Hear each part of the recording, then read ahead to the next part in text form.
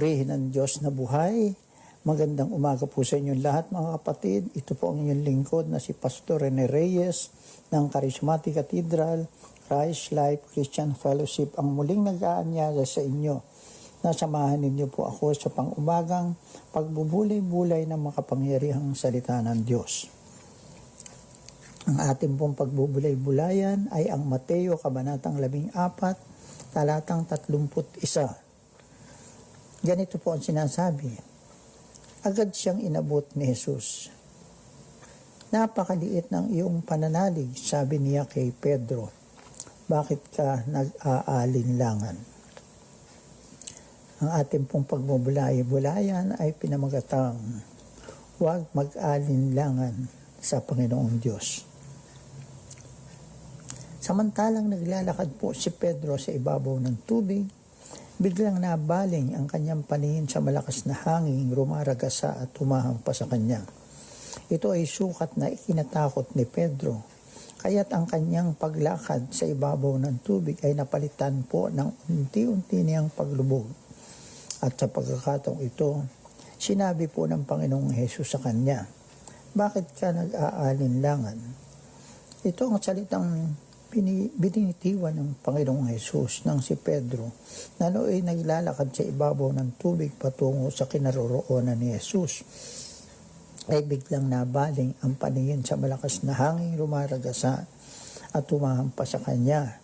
Nasukat niyang ikinatakot kung kaya't ang kanyang paglakad sa ibabaw ng tubig ay napalitan po ng unti-unti niyang paglubog. Panginoon, tulungan po ninyo ako. Ang agad sigaw ni Pedro habang siya'y palubog. Kagyat naman inabot ni Jesus kay Pedro ang kanyang mga kamay upang iahon ang huli sa pagkakalubog. Napakaliit ng iyong pananampalataya. Bakit ka nag-alinlangan? Ito ang agad na tinura ni Jesus kay Pedro na nooy nanginginig pa sa takot. At siya inakay ng Panginoong Hesus patungo sa bangkang sinasakyan sa pamamagitan ng paglakad muli sa ibabaw ng tubig. Bakit ka nag-aalinlangan? Isang pangungusap na di lamang kay Pedro pinatutungkulan kundi sa bawat isa po sa atin na nakakakilala sa Panginoon at nakaranas ng kanyang kabutihan at pagmamahal. Kung gaano niya tayo iningatan at patuloy na iniingatan at pinagkakalooban ng ating pangangailangan. Bakit dahil lamang sa dumarating na pagsubok kahalintulad ng hangin o unos sa ating buhay ay humihina, nawawalan na tayo ng pagtitiwala sa Diyos. Tila nawawala na ang ating pananampalataya sa magagawa ng Diyos. Tuloy nagiging bunga ito ng animoy unti-unting paglubog ng ating pag-asa na malutas ang ating problema. Tandaan po natin na habang tayo ay nakatuon sa Panginoon, patuloy po tayong makalalakad ng matuwid maging sa malakas na hangin sa ibabaw ng tubig. Subalit sa oras na ibaling natin ang paningin sa iba, sa tao, sa material na bagay, sa kaganapang nangyayari sa ating paligid, sa suliranin, sa kahirapan, at mga pagsubok sa buhay, maging sa sariling kakayahan, tiyak na ang unti-unting paglubog ang magaganap sa atin. Huwag po nating kalilimutan na mas makapangyarihan ang ating Diyos higit kanino paman at sa anumang bagay. God is bigger than our problem. He is greater than anyone. Kapag inalis po natin ang ating pagtuon sa Panginoon, lalo na po sa panahon na nahaharap tayo sa mga pagsubok, makadarama po tayo ng takot.